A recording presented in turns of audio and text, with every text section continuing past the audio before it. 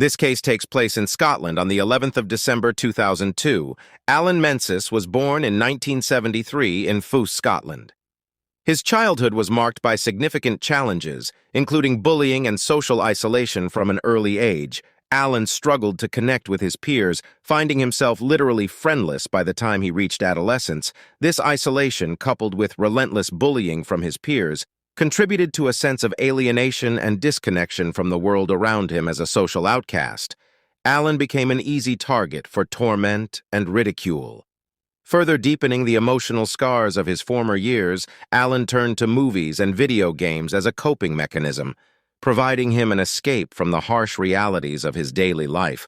Although he soon found an adoration and obsession for those who displayed power and violence, which included serial killers and Nazis. This dark obsession and adoration for those who had committed extreme acts of violence hinted at a troubled psychological state that would manifest in violent tendencies. When Alan was around 14 years old, he committed a shocking act of violence. He attacked a fellow classmate named Brian. Brian would let to recall the shocking event, saying I had heard a week before he had a knife in school and was going about telling how he wanted to stab me. But I didn't believe he would. A week later, I saw him in the corridor outside the English room, and he asked me to go outside for a fight. But like kids usually do, it's at this point that Alan rushed Brian and stabbed him with a large blade. Brian recalled feeling a blow to his side and then narrowly escaping a thrust to his chest. Brian expressed a fear for his life during the incident and explained that at the time, Alan had an apparent pleasure for killing animals with his bare hands. Thankfully, Brian survived the attack, but was left with a 2-in scar. Alan, on the other hand, expressed no remorse and spent 3 years in a young offenders institute as a result of the disturbing attack. After serving his time, Alan was released, and he attended college. It's here in college where he became friends with someone who was also socially isolated just like him, a 17-year-old named Thomas McKendrick.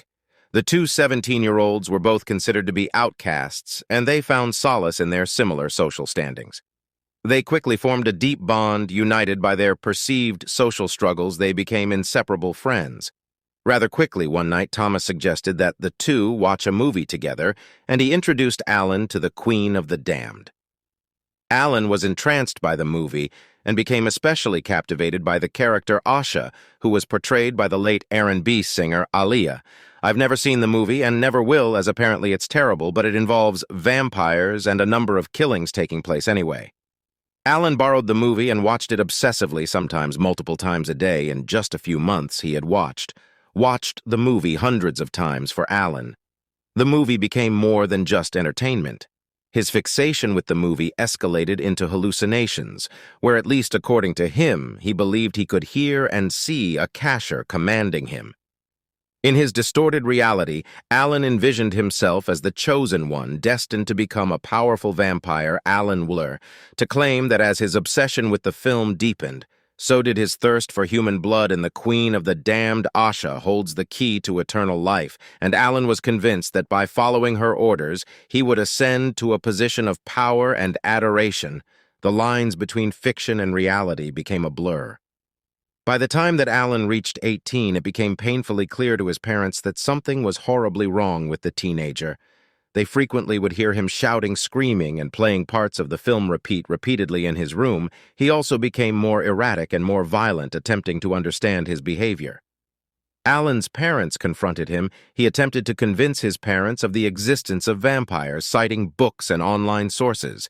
But this only worsened the situation when they didn't believe him.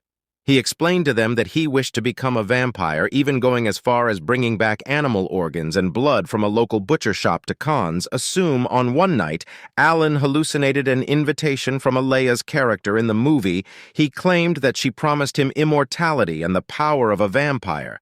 But in return, he must prove his worthiness by killing someone. And now we arrive to the 11th of December 2002.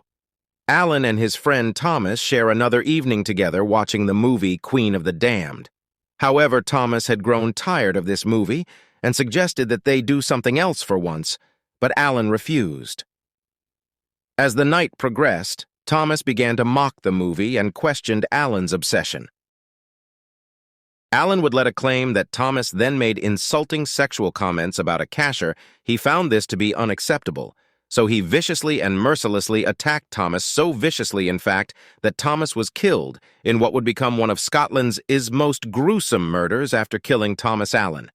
Then hid the body. Days passed by, of course, without any sign of Thomas. His sudden disappearance raised concerns among his parents, who eventually contacted the police to tell them that he was last seen at Allen's house. The police questioned Allen, and he admitted that the two did have a recent argument, but claimed ignorance about his best friend's whereabouts. A routine checkup at Allen's home yielded a bizarre discovery: bloodstains, but Allen explained it away as an accidental injury, leaving the police unconvinced, but with no substantial evidence. Days later, Allen encountered Thomas's mother in a supermarket and inquired about a product to remove bloodstains. Thomas's mother was, of course, alarmed by this peculiar question, so she reported it to the police detectives, then returned to Allen's home, finding a shirt and pants stained with blood. Investigators then conducted a DNA test, and it confirmed that the blood belonged to Thomas.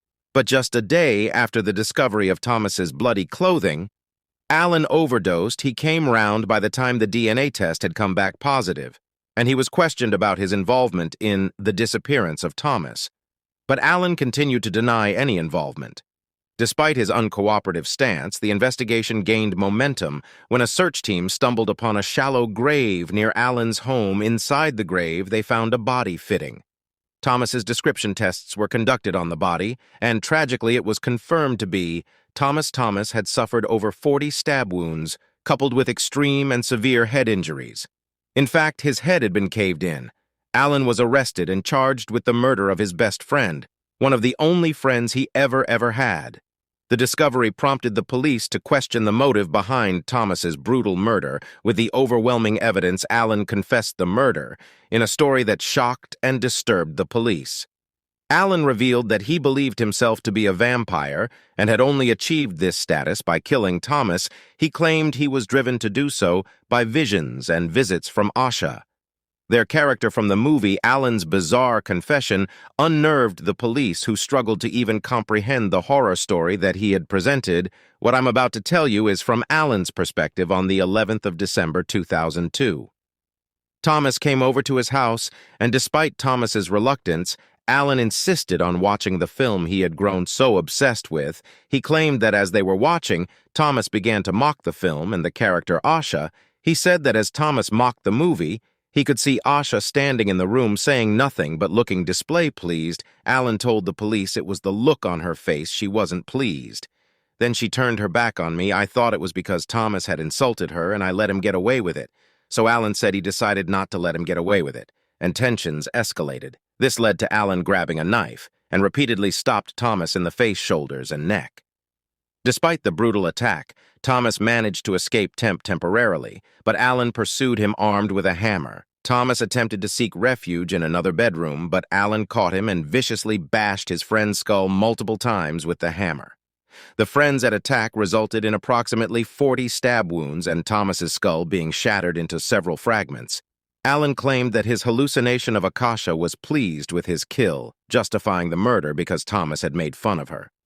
Allen then positioned Thomas's body and made an incision in his neck and collected some of the blood in a cup. After collecting a large amount, Allen put the cup to his lips and consumed the blood.